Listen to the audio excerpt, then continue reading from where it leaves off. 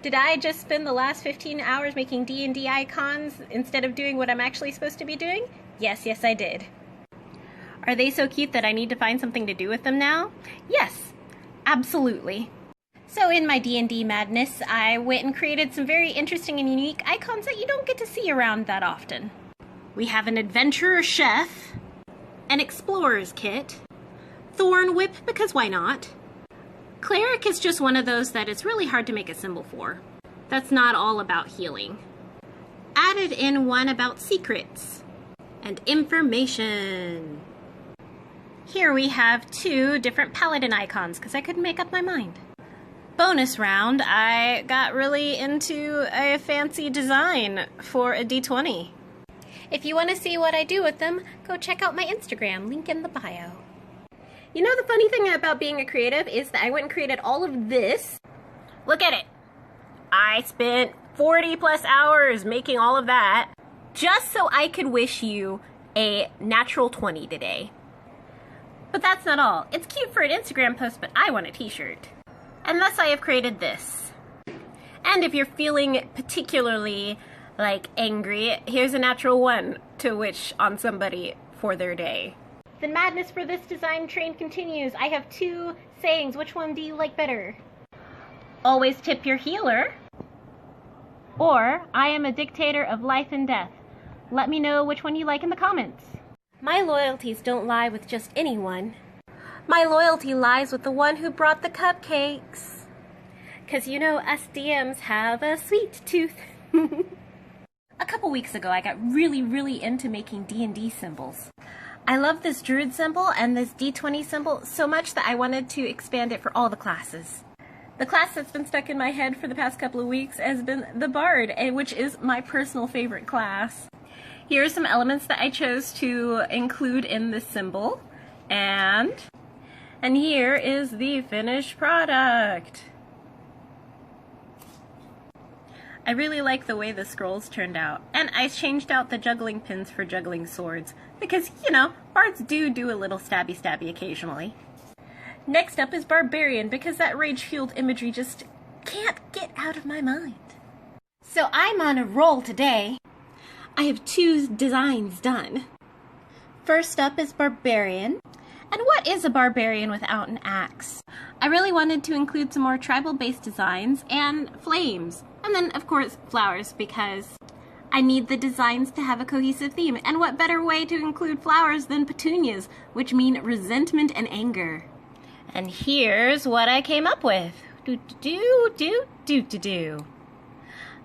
I really love how the flames turned out on this one.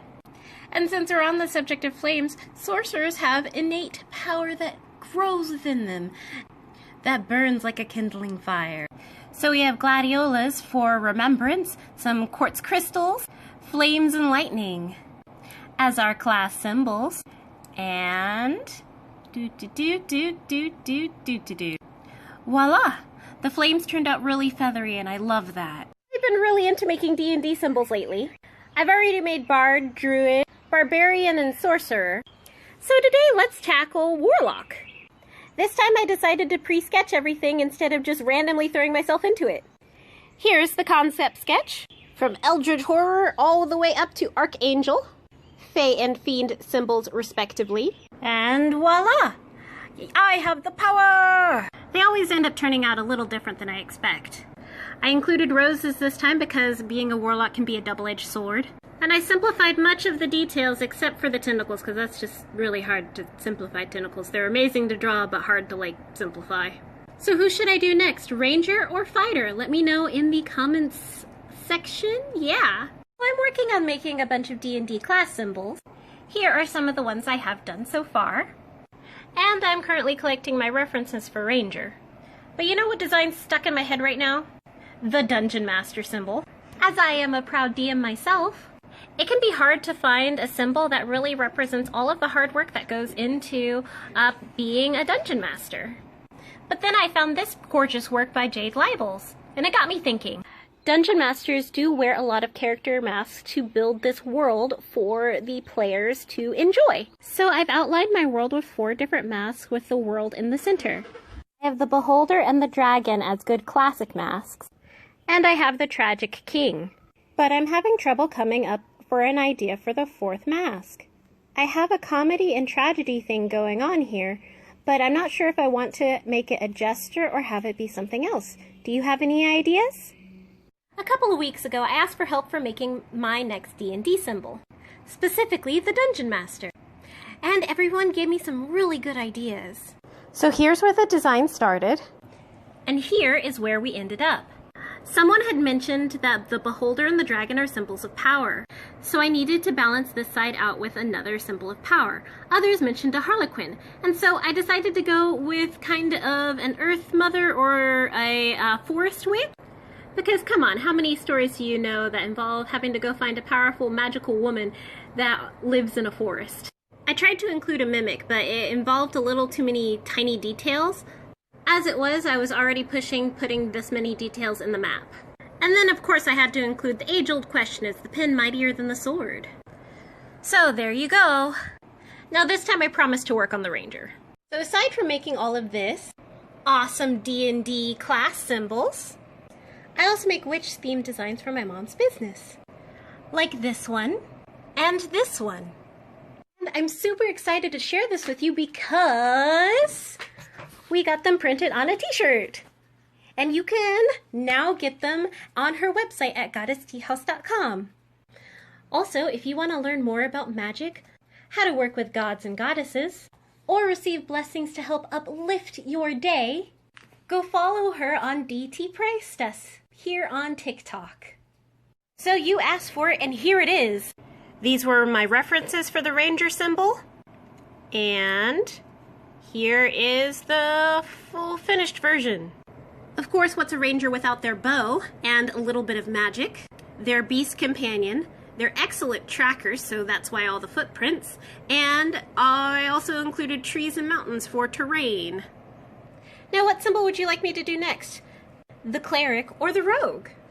I've been hard at work prepping for the release of my store tomorrow. And was struggling with how I want to transition my Instagram to show all of this stuff off, right? Because going from this to this is a really big jump. But I'm an artist, what better way to soften that jump than to draw on the photo? Which led me to create this little dude. He's so cute, it reminded me of something one of my players said in our session. She called goblins and kobolds little danger babies. And here are our danger babies. But why stop there? Let's make a logo. They're both so cute I could squee. But now here's the challenge. Which design would you like to be turned into a t-shirt or sticker? Should I push this design a little further and add words to it? Or finish coloring this design in? Or there's always a third option, I can combine both designs. No, I'm not that nigga that be hooked up with the butt. I'm the one walking away when your mouth is filling up. Hey, Simon says put your hands on your hips, huh? Simon says put your hands on your knees, hey. Simon says put your hands on your feet, hey. So let me tell you a story about the first time I wore this shirt. Always tip your healer. I know it's backwards, but we'll get to it. So I work with an organization called Asifa South, which is an animation society to bring awareness to animation and all that it does in our community. I'm their social media coordinator, so I'm usually only there to take pictures and make sure that all the announcements get made properly. But this time our learning coordinator and host was sick. So I was the stand-in for her doing all of the announcements and whatnot. I do my best to be excitable and approachable during the event, and everything went well, even with all the technical difficulties. We opened up the floor for everybody to mix and mingle, both professionals and amateurs alike. And I'm wondering why all of these people are suddenly approaching me, thanking me for doing such a good job. Then I look down at my shirt. Coincidence? I think not. All you sneaky sneak stabby stab trickster folks out there asked for the rogue, and here you get it. Here are my references, and here is the final design. The dagger with the lock in the center is my favorite, and it's fun with the skeleton keys and all. Then, with rogues being sneaky sneaks, had to include the hood because that's the best thing I could think of for secret keepers. And you know, assassins. And of course, a rogue's favorite tools are their lockpicks. Now we only have 5 more designs to go. Next up is Cleric. I've gotten a commission to do a variation on my Barbarian symbol. which you can find a link in my bio. So I thought it would be a good time to share some of my process. I sketch out a few samples. My client really liked this one. I collect my references and bases. I'm using the official Wizards of the Coast Barbarian symbol as my base. I import my image into my chosen program. I'm using Silhouette Studio because it's a simple vector program. I do a bitmap trace of the image, so that way I can edit it. Then I begin to transform it into what I need it to be. Again, adding elements from the original design. And there we go. The hardest part was actually this right here, getting the tentacles to do a thing and not be lost among all this detail. I promise to get onto the Cleric next for real this time.